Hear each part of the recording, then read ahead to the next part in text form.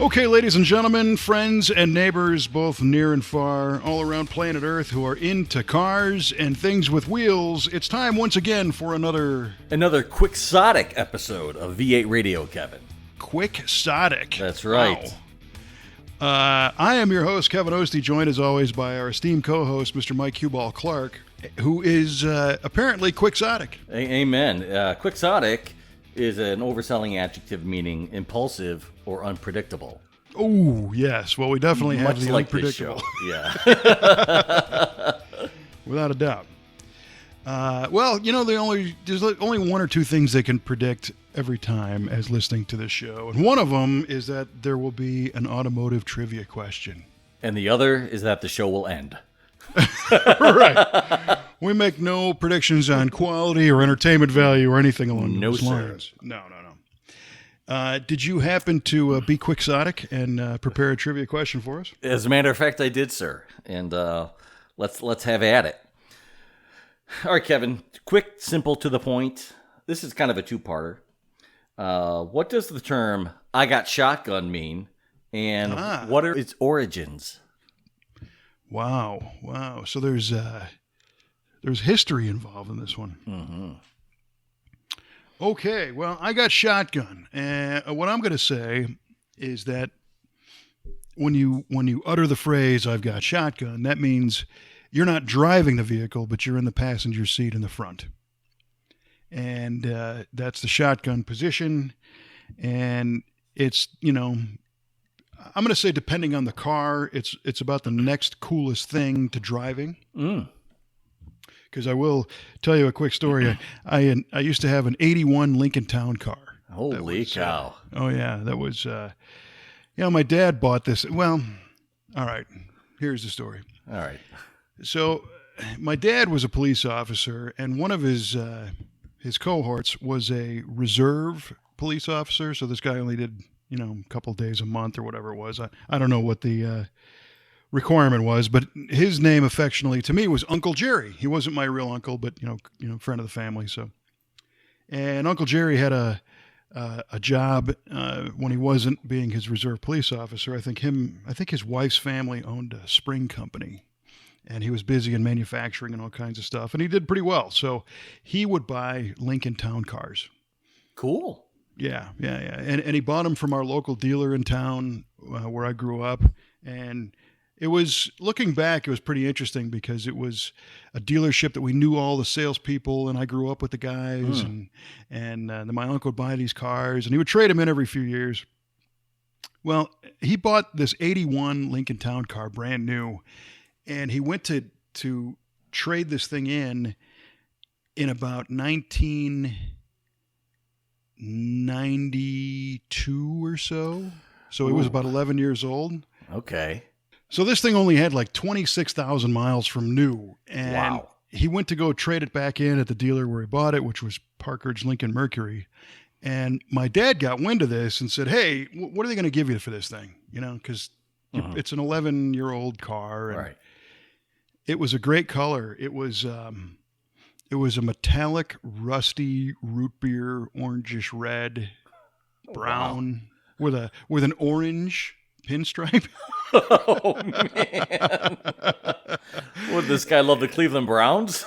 Well, I mean, it wasn't brown, though. It was like rust. It was like reddish brown, and the interior was the same color leather, and it had a vinyl top. And I mean, it was everything that you could get in 81 on that car. It had everything. It had auto-dimming headlights and cruise and an 8-track, and I mean, you name it. Oh, boy. And so my dad convinces my Uncle Jerry to sell it to him instead of trading it in. Okay. And my dad did well. I mean, I think he paid $2,500 for it or something. I mean, it wasn't like a high value car. And this is, right. 25, almost 30 years ago.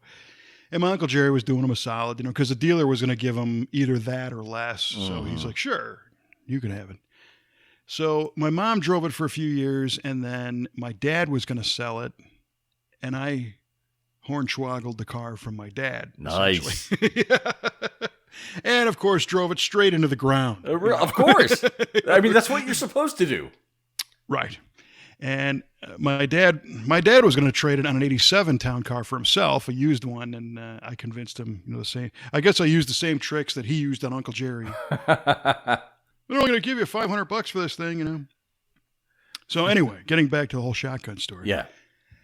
The place to be in that car was in the back. Oh, I bet. Probably had a huge back seat. It was ginormous. Like a couch. It was like a couch. It was a big, cushy, plush leather couch with armrests and vanity lights and ashtrays and cigarette lighters and stereo. I mean, it was really cool. So for the rest of the cars, though, the place he wanted to be was in the shotgun position. Mm. And that, of course, is named after the non-driving position in a stagecoach. Ooh. Yes. Boy, you went way back there. Oh, yeah. Well, you said there was a historical component to this question. So the origin of shotgun was the guy who was not piloting the team of horses, but who was holding the shotgun in case of some sort of attack to rip off the Wells Fargo stagecoach or whatever it was, or attack the people on board. So they called that the shotgun position. All right. And that is about a 6.5-minute version of saying a very simple statement. A very colorful story, I must say. A rusty root beer brown story. Yeah, that color. Yeah. I wrecked that. Well, that's another story for now.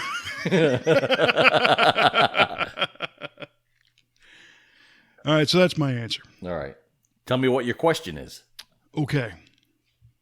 Well, thinking that, we're in a health critical time right now. I saw an ambulance go down the street the other day, and I thought, why the heck is that called an ambulance? So the trivia question to you, my friend, is where did the term ambulance come from? Come on, man. Hey. It wasn't enough that I got the last question correct. You had to just hammer me now. It's not a hammering. Where did the term... this is going to be an old curve dash answer. All right. That was a good one. Yeah, that was a great Everybody one. liked that one. Yeah. All right. The term ambulance is, of course, part of the term ambulatory, which means to move or the ability to move. So, wow, that's impressive. An ambulance is a vehicle that is set up to move sick people from one place to another quickly. So, hence the term ambulance. All right. If that makes any sense. Quickly move sick people from one place to another. Yeah, from where they're sick to the hospital. From where they are sick to the hospital. All right. Well, I'm glad they came up with the term ambulance. Me too. To cover that whole sentence. Just for this show. Otherwise, they'd be like, hey, somebody call to quickly move sick people from one place to another from where they are sick to the hospital. Exactly. I'm glad you get it. Let's just call that an ambulance and be done with it. All right. Well, very good. Yeah, not bad. Yeah, not bad at all. All right. So back to the task at hand here. So what's life like on your end as we navigate through this crazy, virally impeding time we live in? Yeah, well, I've been pretty much quarantined to the house, working from home. I miss being outside. I really do. Yeah. I haven't gotten any work done on the GTO. I haven't been able to go hang out with Randy at all because we're all on lockdown. Yeah, I see these people. There's, even some friends of mine who are like, yeah, I'm home, so I'm starting like a bathroom remodel. In fact, Paul was telling us, our buddy Paul. Is that right? Yeah, that his wife ushered in a bathroom remodel during this time period. And I'm like, aren't you working? I mean, yeah, right. Most people just who because are you're home doesn't mean you're available. Yeah. But I guess in his case, he's able to do it at night. That's Oh. the only thing I can come up with. Because during the day he's managing his team of engineers all around the globe. Right. So, yeah. Well, my girls did paint their bathroom. I got that done. I ordered a cabinet for that room as well. But that's the girls too. That's Yeah. So how did they do? They just, they do some e-learning during the day now. It started on Monday with Google Classrooms. They're done by like noon, 1 o'clock. So they have the rest of the day to just Pick up do a whatever. paintbrush. What? Yeah. What? To what? To pick up a paintbrush. Yeah, exactly. So, yeah, they're just trying to do that and trying not to kill each other. Yeah. Which is sometimes a losing battle, but the quarantine fever gets us all every once in a while.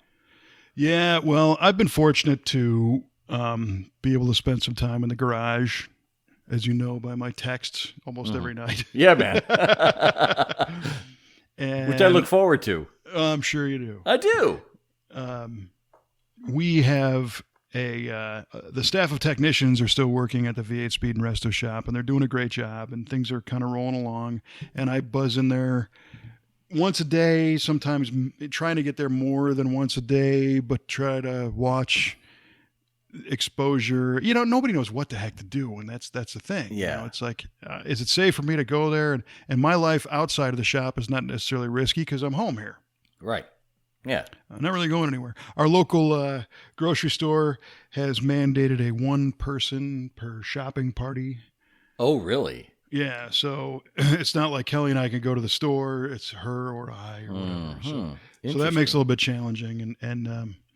But I can't give enough credit to our team. The guys are doing just a great job staying focused and doing what they do and doing a great job of it. And we've sent home a few cars, and it's been very nice to have cars that are working well and doing what they're supposed to do, and customers who are happy, who've provided public feedback that they're happy. In fact, you've helped out with a few of the videos. Yeah. That was Behind fun. the scenes there. Yeah. You wonder who that voice is on some of the VATV videos. That's Mikey Q Ball Clark, ladies and gentlemen.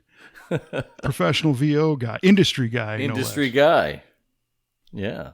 Wonder no longer, people. It is me. And so I guess the last one you did was the red 69 Camaro. Right. And that car was kind of an onion. It came in all nice and shiny, but we peeled a few layers away, and it had some things to fix. Yeah, it sure did. I mean, you don't really discover, a freshly restored car that still has a bent subframe. I mean, that had to be heartbreaking for the owner. They weren't real happy about it. And what was worse is that they had this car restored and then brought it home, and I think it had less than 10 miles on the odometer. Oh, man. When they called us, and they're like, this car's been in our garage restored for like 2 years, and we don't trust it. We can't drive it. There's something wrong with this thing. Oh, man. And the person that did the work on it is no longer in the business of restoring cars. Person retired, so they're like, we don't know where to go or what to do. Yeah. So they brought it to us, and then we started our diagnostics on it and kind of, again, peeled away a few layers and found that, the subframe, it was bent, but it was restored. So it was sandblasted and painted and everything and put back in the car. And a 69 Camaro is a car that has a unibody type construction where the front suspension and engine and all that stuff bolts to a subframe, which bolts to the car. Mm-hmm. And then all the front sheet metal bolts to the subframe as well. Right. So it's all got to be right. Otherwise, yeah. And if you didn't know that, and I told you that, this car was rubbing the tire on the fender well, and we had a suspicion by the way the headlight doors fit. Is that right? Oh my gosh. Because one thing affects the next, Sure. And as we looked at it, we noticed that some of the front sheet metal pieces were, the professional term is hogged out. So that the holes were enlarged so that things could be forced into place. Oh, because nothing fit the way it was supposed to. So that turned into a subframe change. And then the strategy of the right way to do that. And we ended up leaving the wiring and the engine and everything in the car and just hung it by a cherry picker and ripped the guts off from underneath it, And that's a pretty cool picture, seeing that engine hanging in place. It almost looks like it's levitating. It's kind of freaky. Yeah, right? It's a little weird. That is interesting. But, I don't know if you ever watched the TV show House when it was on Yeah, with Hugh Laurie sure. and the concept of the differential diagnosis, Yes. where House is kind of the lead doctor and then he gets his team of other, brilliant cohorts and they'll discuss a patient's symptoms together and then land on a solution. And we often use that technique in the shop, which is cool. Well, that is cool. Somebody will say, well, what do you think? And it's like you're able to pool the knowledge of several people at the same time so that nothing's overlooked or nothing is forgotten about. And the great thing is everybody has a mutual respect level, so there's no ego involved. It's just for the good of the car and for the good of the customer. Yeah, that's And great. we all kind of landed on, well, what if we pull the subframe and leave the engine hanging and just fixture it that way? Why not? So Do it. yeah, and it came out really well. The car ended up driving really, really nicely. And when we did a little video before we sent it home and shipped it off to the customer, and they were kind enough to leave a nice positive Facebook review saying, hey, we appreciate what you guys did. And Great. thanks for all the help. And Nice. yeah, and like you said, it would be hard to go through a restoration and then have to redo a lot of the stuff and still Yeah. be positive about the whole experience. Yeah, that would sour somebody, I can imagine. But luckily, they ended up with a positive experience with this car finally, and then now they probably have 10 times the miles they did since they got it back the first time on it already. Right. I think we sent it home with 350 or 400 on it. Oh, that's great. Just from evaluating and doing stuff. And, little things, the more you drive them, and this is, words to anybody, even you in your home garage doing it yourself, stuff reveals itself as you drive the car. Mm-hmm. So, yeah, that reminds me of a story. A long time ago, you actually came out to my house to look at my GTO, and because it was having some drivability issues, and I had you drive it, and we were both in the car, and when you slowed down, you could hear a thump, thump, thump, thump, thump against the floorboard. I said, what on earth is that? That has never done that before. And you knew it immediately. You said, oh, that's your drive shaft because your transmission mount is probably bent because you've probably been jacking it there and it's making the angles off. But there's just enough weight with both of us in here that it affects it hits the floorboard. And that's exactly what it was. yeah. Boy, was I lucky. Yeah. I'd rather be lucky than good any day. Oh, you and me both, man. Well, and that's, again, comes from experience. And when we send these cars home, that's one thing we do is we put 4 people in them or 5 and drive them around because a whole new world happens when you compress the suspension Sure. and change those angles and all the rest of it. Oh, yeah, I'm a believer. Yeah. And we've recently taken to some thermal camera imaging. So drive the car and then get a visual on the temperature of all 4 brake calipers. Are they dragging? Are they releasing properly? Cool. What's the clutch doing? What's the rear end temperature? In addition to just like radiator and coolant. Sure. We want to know the mechanics of everything. And that Camaro, again, after the initial drive, when we put the subframe in it and drove it, came back and the rear brakes were at 345 degrees. Oof. Yes, and it turned out that whoever put the brake system together, it's a 4-wheel disc brake deal, they didn't have the push rod length correct from the master to the booster. Oh, really? So they were dragging the whole time, huh? Yeah. Eesh. And nobody knew it until you checked it, And you wouldn't have known it unless you had a heat gun to look at it. Well, I felt it. Did you? And what I felt was leaving the shop and driving down the road, everything was fine. And I turned around, I was on my way back, and the car wasn't coasting the same. And those rear I brakes see. were starting to get hot and drag. Mm-hmm. And I again, because I've been through this, that particular problem on my own car many years ago. Mm-hmm. But this is what you do. You drive them and you, as a shop, we hope that the problems happen when it's in our possession before it's a problem with the customer, and then Sure. we can present it and fix it and do what you need to do. Those are good policies, my friend. Good policies. Yeah, we do what we can, and we're lucky that we have a just a great team that's in tune with all this stuff. So it's nice. It's unfortunate that we get too many cars that come from other shops that didn't go so well. Yeah. And I'm not saying that we're perfect by any stretch, because we, depending on the timeline of the project, there are cars where if a customer said, no, I want this home today, it wouldn't be done and it wouldn't be right. Yeah. And maybe that's what happened. I'm not trying to badmouth anybody, but I do know that we do spend quite a bit of time going over things and identifying things that were overlooked. And in some cases, shops, a lot of general repair shops, they're not used to working on this old stuff anymore. That's a good point. There's no OBD2 port on a 69 Camaro. Well, I mean, you've had computer command control carburation, and which was the advent of an ECU since like 1980.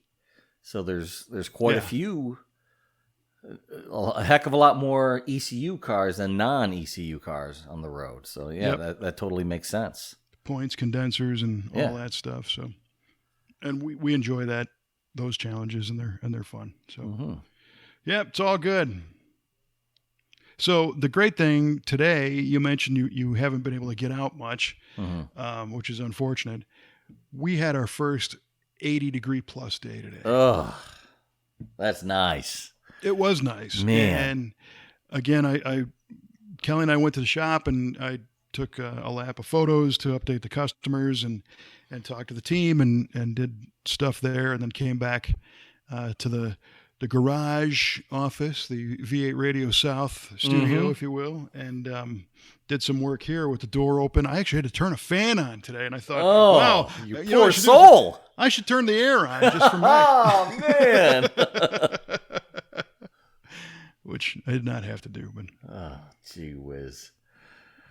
We got some good feedback on our top 5 garage tips. Yeah, we really did. Yeah, I was pretty happy about all that. Yeah, a lot of guys want a lot of stuff for their garages. Yes, yeah, which is cool. Yeah. I'm just, again, lucky that I have a nice place to hang out in. And that does remind me, I'm going to sidetrack just a touch. It's funny, I guess I end up knowing personally a decent amount of our listeners because I get texts and I get emails, right? From people that listen, and they're either saying, positive or negative or whatever, I just get that communication. But what I'm going to ask as a V8 radio listener, wherever you are right now, if you dig this show, maybe help us out and make those public comments on the Facebook page, or share them, share the show. Yes, please. If you think you have a friend who digs this stuff or might like it, go ahead and share it. We're not, most of the time, Mike and I do this with the understanding that nobody's listening. It's just him and I, and we're BSing to each other, and that's how this whole thing kind of started. But what ends up happening is when the more people listen, we get a lot of good feedback. We get ideas for topics. We get interesting things to talk about because, Lord knows we're lacking on that. We even get trivia questions from time to time. That's right. And by the way, your boy Alex sent me one.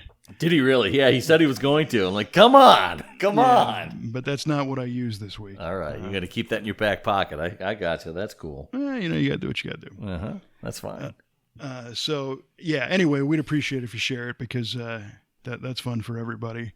So anyway, I was in the garage and yesterday we had a nice day too. And I took the opportunity to wash the new truck. Ooh, that is a beautiful truck. Well, thank you. It's new to us. It's 3 years old now. It's a 17.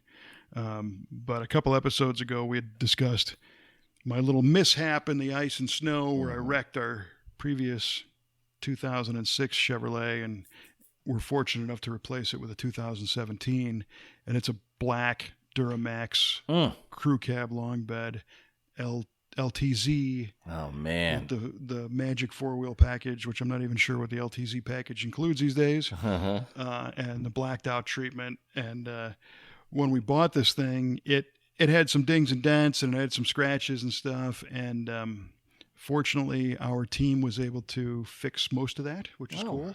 Sweet. Yeah, Kelly found a used tailgate that was black. Right.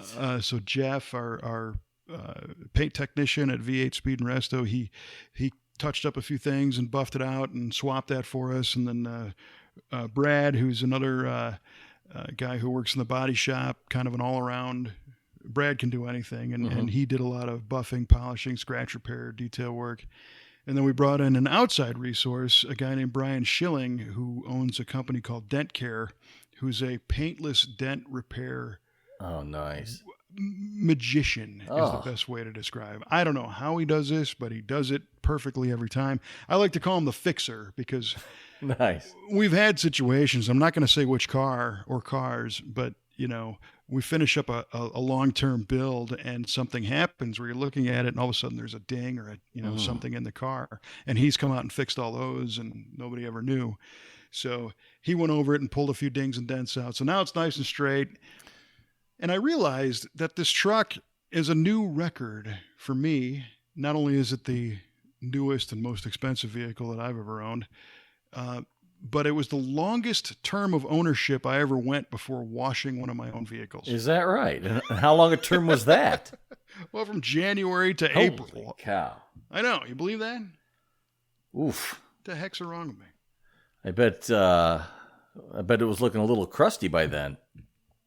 Well, it was dirty and it's black, and I'm scared to death of getting it scratched up again. Oh, right. Yeah. So I mean, especially black vehicles, keeping cars, washed and waxed and polished and looking nice, to me is like a black art. And it's something that I'm okay running my car through a car wash, my daily driver through a car wash, and I'll dry it off, but other than that, I kind of don't get too deep into it because I'm scared I'm going to have swirl marks all over it, or I'm going to scratch it or do something stupid. I'm going to snag some trim and rip it off. I'm going to do something bad's going to happen if I'm left to do this on my own. Yeah, and that is the concern. Yeah. Luckily, I've been able to kind of develop a system over the years to get results. And I'm not saying this is, show car, Pebble Beach detailing, Right. But a way to get them clean and shiny and protected fairly quickly. In fact, we did a video on this in 2005. I'm going to say, yeah, and I'm not even sure it's on YouTube because that was before YouTube, kids. That was a long time ago. Yeah, but it was a segment on V8 TV where we shared some detail secrets, and I was able to still use that system yesterday. And essentially, and no doubt you've seen these things evolve, I've been using a hose foam gun. Okay. You ever see those? I have. Yeah. And the foam gun is something that attaches to your garden hose, and it will pre-mix car soap, and it sprays it with a foam head. Mm-hmm. And the cool thing about them is you don't need the bucket. The bucket is bad. Yeah. The bucket, right? And the reason why a bucket is bad is because if you got a typical rag or a wash mitt, and say you rinse the car, and then you got your bucket full of soap, every time you dip back into that, you're taking all the crap that was on the car and putting it in the bucket. Putting it back in the bucket, which is staying on your rag. Right. Which is going back on your car. That's right. So many years ago, one of my smarter friends that I grew up with became a chemist instead of a Yahoo like me. All right. And the chemical company he was working at was retailing these foam gun attachments. And what they were using them for is to, ironically enough, sterilize medical centers. Really? So you'd put a quaternary disinfectant in the hopper and then spray foam all over, an operating room or, a triage. And the foam increases the contact time with the surface, which breaks down perhaps viruses. Yeah, how about that? and sterilizes. And I said, you know what? That'd be bitching to wash a car with. Look at you. Look at you. Visionary, I know. Yeah, how about it? So what I do now is use the hose to do a high-pressure water rinse, and then I'll spray foam on basically a third of the car at a time. and then use a wash mitt and kind of, suds that stuff off, Mm-hmm. and then rinse it, and then move to the next third of the car and foam it up.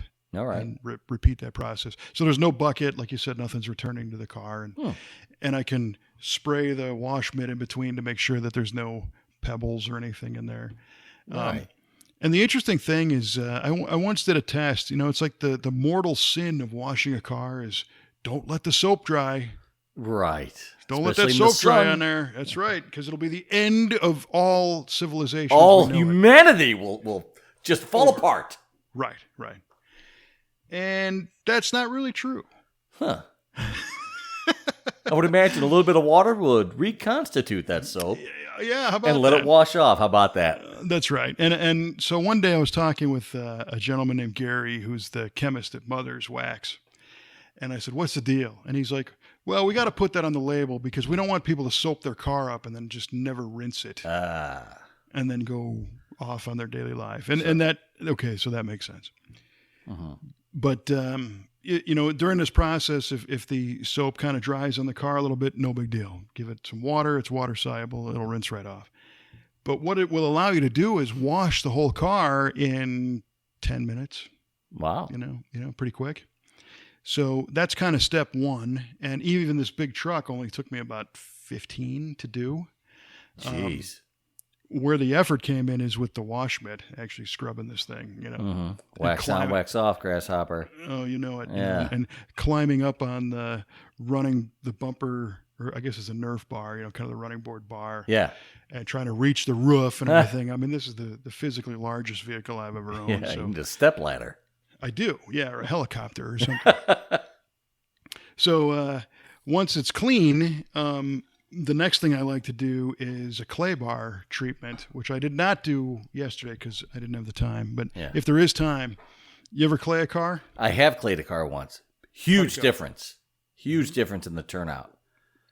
I've, you feel the paint before you do it, and maybe you think it feels smooth, but then you properly clay bar a section, and then dry it and feel it again. It's night and day. All the contaminants that pulls up. Yeah. And it's pretty cool.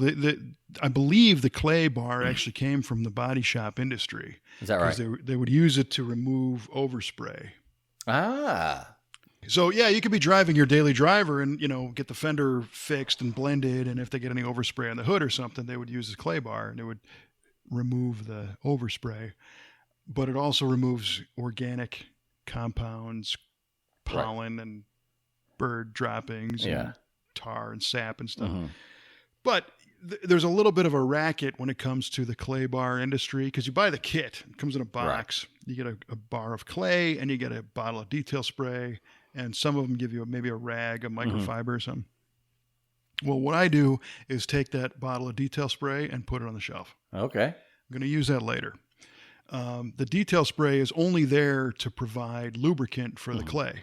So what they want you to do is spray about a 2-foot square area, take your bar, glide it over the paint surface, and then spray another area. And next thing you know, you've depleted your bottle of detail spray. Yeah, before you even finish the car. Just in time to go buy more. That's right. But if you get yourself a hose foamer, you just spray more suds on the car. And use the clay bar and the soap suds. And you can zing over the whole front end of a car in 5 minutes. You never, you just do one application of soap suds and then glide your bar all over the place.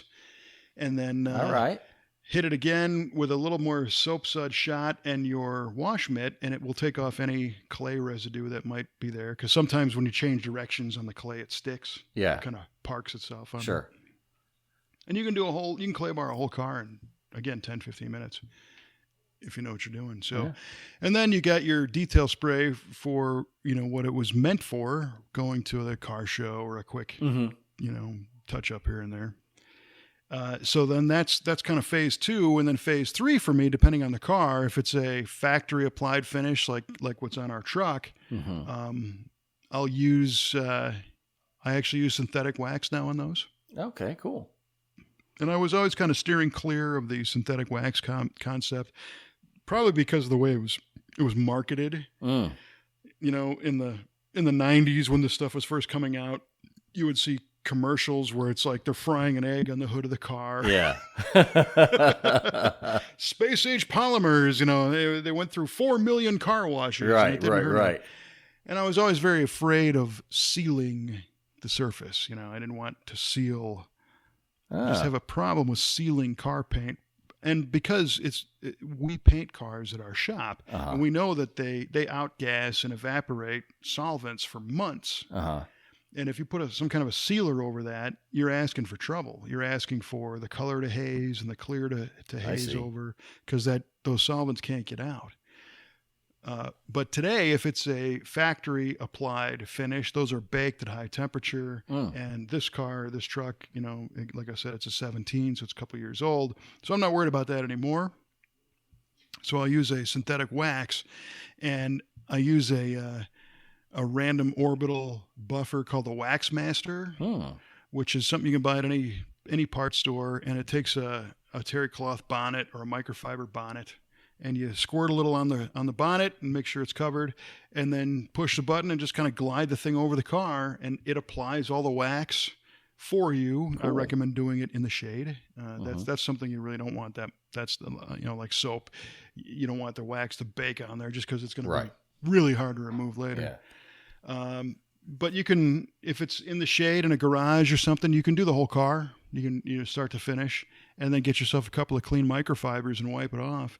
And if you're on your game, and maybe you're out of beverages and you need to get somewhere, you can do a good sized car from wash to clay to final wax in 35-40 minutes. Get out of here! That's huge. Yeah. And again, it's not like show car detail, Pebble Beach, ready to win everything. But it looks nice. It looks great. Yeah. And it's got good protection on it, and everything, looks good. So. All right. I'm on board. Yeah. Wax Master. Got it. I wrote that down. I'm going to have to look up that video, because like I said, it's 15 years old now, and Kelly actually did all the work on that when I was shooting the video, and she was doing this whole process on her 62 Galaxy. And I believe the storyline was, what are you going to do if you got a hot date tonight and you've only got an hour to detail the car? We're here to help. Right on. Now, question for you: do you have to take a different approach to a car that has single stage paint versus dual stage? Well, what you're going to find is a single stage paint is going to give up its paint. You're going to remove the oxidation. You're going to remove, the outer layer of paint. But in the process I just described, we're not buffing anything.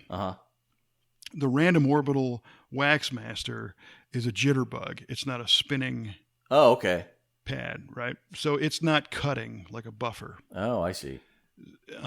So it tends to not be as aggressive.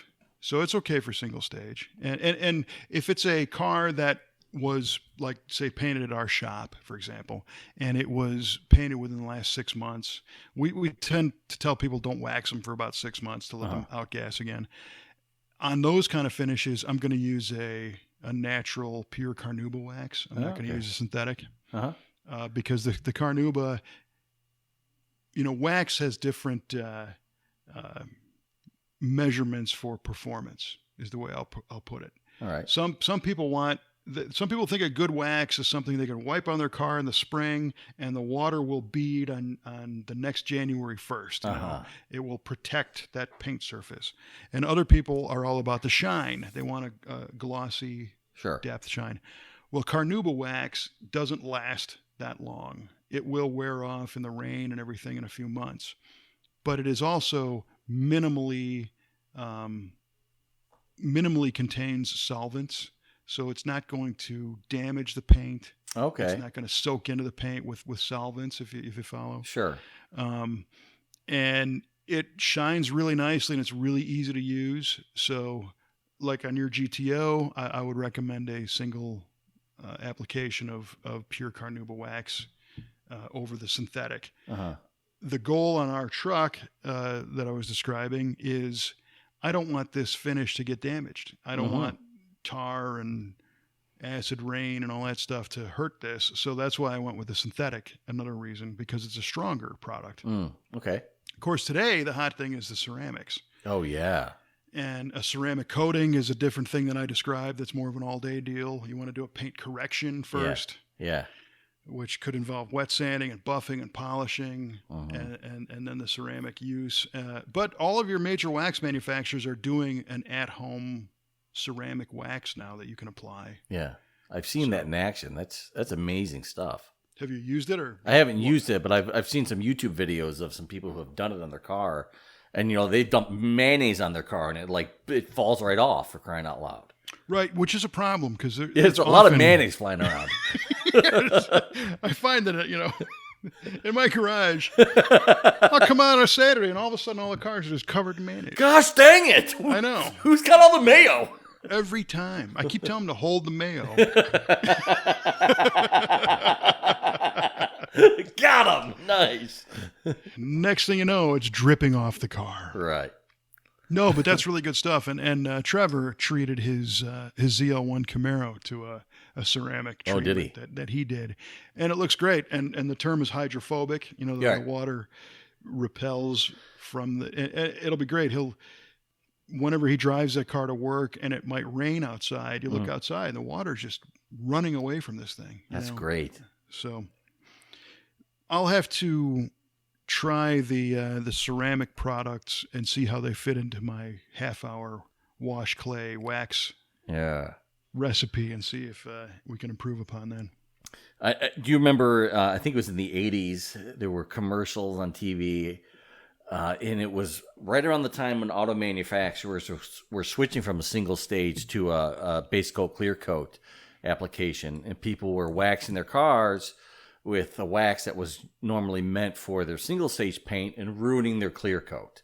And they're crying and like, oh my God. And, the commercials for the wax that was safe for your clear coat. So, I mean, what do you know what properties it was about the wax that was meant for your single stage paint that was ruining clear coats? Or was it the clear coat material?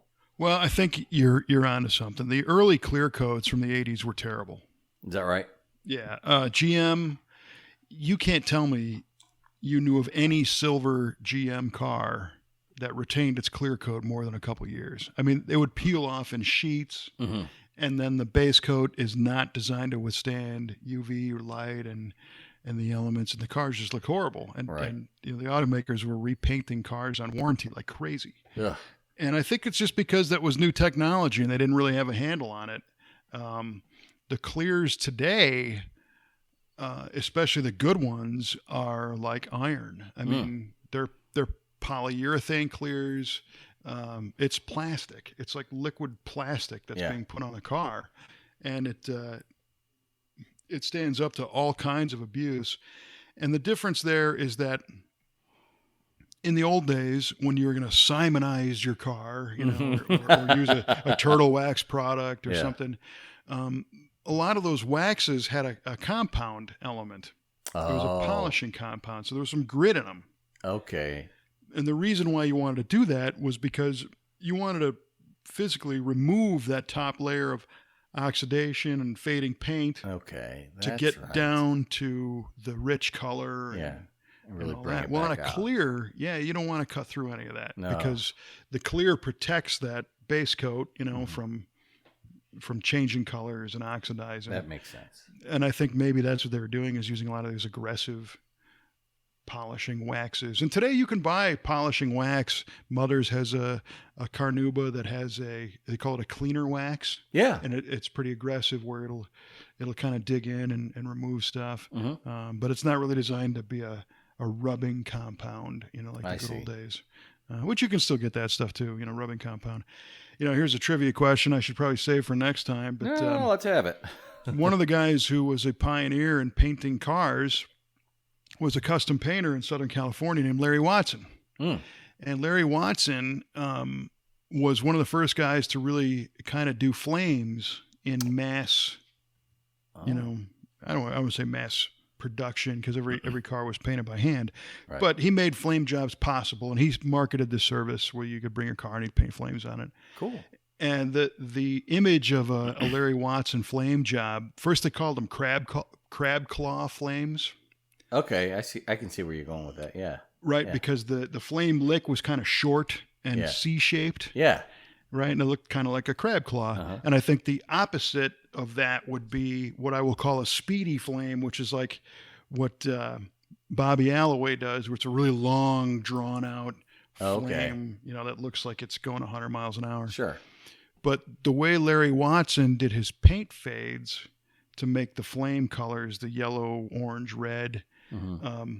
is he would paint all those colors and stack them, and then he would use chrome polish and he would polish through them Oh, really? to reveal the color underneath. Oh, cool. Right. And so if you look at these flame jobs today, this is back in the early 50s, they look like they're kind of splotchy looking, because it's not an even sprayed fade, it's a rubbed through fade. Ah, okay. And many of those cars were pinstriped by Von Dutch himself, back in the day. And it's pretty cool to see that original style stuff. So Yeah, that is cool. Makes me want to dig up an old issue of Hot Rod and take a look at it. yeah, they're out there. I think there's 3 or 4 good trivia questions I just threw right out the window. It's okay. Appreciate that. Yeah, I bet. You're going to have to use that Alex one next time. You're all out. I'm sure I will. And it's funny, you mentioned the magazines.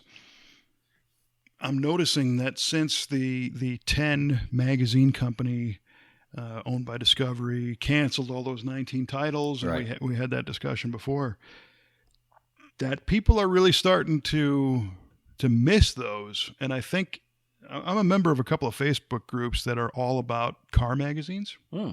You might want to check this out. It's pretty cool. Okay. People are posting images and covers from car magazines from the 50s, a few from the 40s, but all the way through to within the last couple of years. And people are very nostalgic for seeing these articles Sure. and cars and layouts and stuff all over again. And just today, as a matter of fact, I had a conversation with our buddy Terry McGeehan, who's the executive editor at Hemmings. And here's a little preview. You want to keep your eye on the June issue of Hemmings Oh, Muscle Machines gee, magazine. Kevin. But, Why is that? yeah, I don't know. You'll have to subscribe now, and hopefully it'll come in time. But anyway, we were talking. There's a few new magazine upstarts that have come out of that, which are kind of cool. And Hemmings is always doing, in my opinion, they do a great job of covering what they cover between Muscle Machines and Hemmings Motor News and the variety of titles they produce. But there's a Street Rod magazine coming out, a brand new one. Cool. And of course, our friends at Wheel Hub magazine, which is done by Stephen Kim and Robert McGaffin and his crowd, are launching a Mustang magazine. It's called Mustang Hub. Oh, wow. And we wish them the best of success. And they're just kind of filling the hole that was left, by these other titles. Yeah. And what we were all afraid of is that by Discovery pulling out of print, we didn't want the world to think that delegitimized print in general. Yeah. I mean, I like a magazine. I mean, it's cool to read an article online and all that, but I like that tactile feel. I like being able to thumb through the pages. I like the high glossy photography. It's the whole experience is complete. You can't mimic that online. So No, and they to try. You can Yeah, come close. There's the online page turners and stuff like that. But I'm with you. And recently I was fortunate enough to kind of be gifted, if you will, a whole bunch of 50s and 60s car magazines. Oh, cool. So Little Page, Rod and Customs, and Honk before it Yeah. became Carcraft. Yeah, and Hot Rod, and a lot of early stuff. And I haven't had time to kind of go through them. And then of course Carcraft in the 60s and Superstock and some of the drag racing magazines. which I use for reference, believe it or not, when doing Muscle Car of the Week. I try not to make all that up. But interestingly, just the other day, I was looking at a magazine that I bought actually online for one of our customers. We have a guy, a few years ago, we built this 55 Thunderbird, the Coyote Bird Right. project car. And this guy had a 55 T-Bird new. Hmm. And he put, of all things, he put a Pontiac engine in it. All right. Yeah, back in about 57 or 58. Fantastic. And he ground his own camshaft. Get out of here. Holy cow. And he had 8 two-barrel carburetors on it. Oh my gosh. That was crazy, yeah. And this guy went on to own this giant manufacturing business. He's a brilliant engineer. He's in his 80s now. But I thought, it'd be kind of cool to find an old road test of a 55 Thunderbird. Yeah. So as part of a 3-magazine package I bought off eBay, I found a magazine called Speed Age magazine, which Never was heard all of it. about racing. Yeah, I didn't either back in the 50s. And one was the T-Bird road test, so I gave that to him. And the other couple I saved. And just the other day, I was going through a Speed Age from 1952. And it is, you wouldn't believe how sophisticated a magazine this is. Really? You would think it was written today. The race coverage is spot on. There's some tech stories in it. And as you flip through the advertising, here's Edelbrock and here's Iskandarian. Oh, man. And a lot of companies that we're familiar with today that have been around that long. And it's really cool to see these old ads and know that these companies still exist. So look for that on the V8 Speed and Resto Shop Facebook page. I'm going to scan some of these old ads. Good. And I was share just going to them. ask you, what's the possibility of reproducing that online for us? Yeah, pretty easy. So Good. I'll share those. That's pretty neat. I dig all that old stuff. Oh, yeah, it's fantastic. Yeah, when I was a kid, I loved reading. I used to subscribe to Popular Hot Rodding, and I remember reading about stuff like, oh my gosh, they're putting a turbo on this small block Chevy in the 69 Camaro, and it's going so fast, and just all the other cool tech stuff. And I even liked reading the letter from the editor, and right behind the first page, and just kind of getting a feel of what the issue is going to be about. So Yeah, and I don't remember which magazine it was. One of them had the letters to the editor column was called Post Entry. And it was kind of a play on words with post, being the postal Right. service, and post entry was kind of a drag race term. Cartoons magazine in the late '60s, it was called Pest Entry. is that right? Nice. The readers were pestering the editor. Perfect. Yeah, that stuff's pretty cool. So I'm trying to figure out a cool way to display these things without destroying them. Mhm. Maybe scan some covers and print them and hang them on the wall or something. Cool. But it's, in all honesty, I don't even know what I have. I haven't even inventoried all this stuff yet, so I got to go through it. But Yeah, that definitely needs to happen this summer. there's another one. That's a quarantine project. Yeah, man. You got nothing but time. I got nothing. I'm not even asking you to time. remodel your bathroom. Just go through your magazines. Well, I already got to, put a lift in the garage and all the rest of it. So. That's right. Well, get it ordered, and when it's shipping, you can go through your magazines. How about that? Right. I do have the very first Hot Rod magazine that I ever got. Is that right? Yeah, it's about 1981. And Sounds right. my Aunt Jean, so you met my cousin Don Ostie, Yes. who we did that 65 Chevelle for Yeah. many years ago. His mom is to blame for all this. Is that right? Yeah, for Christmas one year, she bought me a subscription to Hot Rod. Oh, very cool. Yeah, and that was it. So, That's it, Aunt Jean. You created right. a monster. yeah. God bless you.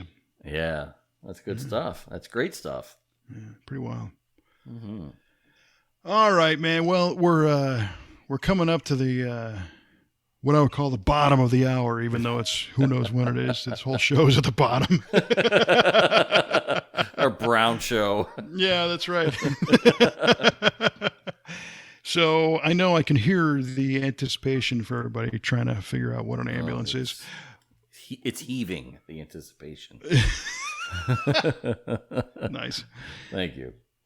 So why don't you go first and see if I was even close? All right. So I asked you what the term shotgun, I got shotgun means and what its origins were. And you said it means to be sitting in the front seat of the car in the passenger seat, not driving, but in the passenger seat. And that is Right, I'll stand by that. That is absolutely right. Right on. Yeah, and the origins you said were from the Old West. It was the position sitting next to the person who was driving the coach, but they would sit next to them with a shotgun, being on the ready to thwart any would-be bandits looking to rob them of their wares. And again, Right. Kevin, that is absolutely correct. Ding, ding, All ding. Congratulations. So I got parts 1 and 2 Yes, sir. both correct. Well All right. played. Well done. Well, thank you. So the question I posed to you Yeah. is, where did the term ambulance come from? Yeah. And your answer was, and I quote, Oh, God. to quickly move sick people from one place to another from where they are sick to the hospital. You make it sound so terrible. When I said it, it was great. It was great. I'm just reading what you said. And to our listeners, you can rewind the show. See, I'm not making this up. Which, I guess pretty much makes sense. I guess the direct translation is actually a mobile field hospital. Oh, really? Yeah, but the etymology of how this word came about, it starts with Latin, and the word ambulant, which means walking in Latin, which then got kind of translated to French, which is hôpital ambulant, which means mobile horse-drawn field hospital. And then it ends up in English, which is ambulant, which you nailed as being mobile. Uh-huh. So I'm going to give it to you. It's a my mobile gosh. hospital of some sort to quickly move sick people from one place to another from where they are sick to the hospital. That is 2 in a row. One more, Kevin, and that's called a winning streak. 3's the streak, huh? That's right. Yeah, right on. Well, that's outstanding. Everybody wins. How That's a about big that? yay for all of us. Yay. And we like those. So what I will say at this point is we appreciate everybody listening to V8 Radio, even in these challenging times that we live in. If you like this kind of stuff, there's many ways to subscribe, which we recommend through iTunes, Apple Podcasts, Spotify, TuneIn Radio, Google Play, Google Podcasts, Stitcher Radio, iHeartRadio, Player FM, Podbean, Podchaser, of course, our v8radio.com website. And as I said last time, whatever it is that's easiest for you, go check it out. And Please one thing and that's thank you. what's interesting is the nature of podcasts is the file lives on our server, but the information to get the file is what's shared on all these other services. Oh, okay. So the file, if you listen to iTunes, for example, or Apple Podcasts, you're not listening to it coming from Apple. It's coming from us, from the V8 Speed and Resto and V8 TV Productions server. It's just coming through Apple. And what that does, though, is it allows us to know how many plays it's getting, how many times that file was streamed, I got you. and kind of where they're going. And interestingly enough, I think people are taking my advice, because I said our own website is kind of a hassle, and I told people not to go there. And from our last episode, the streams from our own site are way down, but it seems like the overall streams are up. So that's cool. Right on. Thank you, people. Yeah. The last thing we want to do is hassle people. Lord knows they get hassled enough just by the content. Right. We don't want to hassle them to get to the content. Exactly. Right on, man. Well, this was a lot of fun. Yeah, always. Appreciate the time. I'll be expecting some photographs of your freshly detailed GTO, even though it doesn't run yet. Even though it just doesn't run. using the easy breezy techniques I've shared. Easy breezy beautiful. I got to get me a wax master and a sprayer with The hose foamer. the hose foamer. That's it. There you go, man. Yeah, I'm writing that down too. Lord knows you got nothing but time. Yeah, you think. All right. Well, we will look forward to that. When you get that done, share that picture on the Facebook page. Okie doke. And keep the shiny side up. We will see you next time on V8 Radio.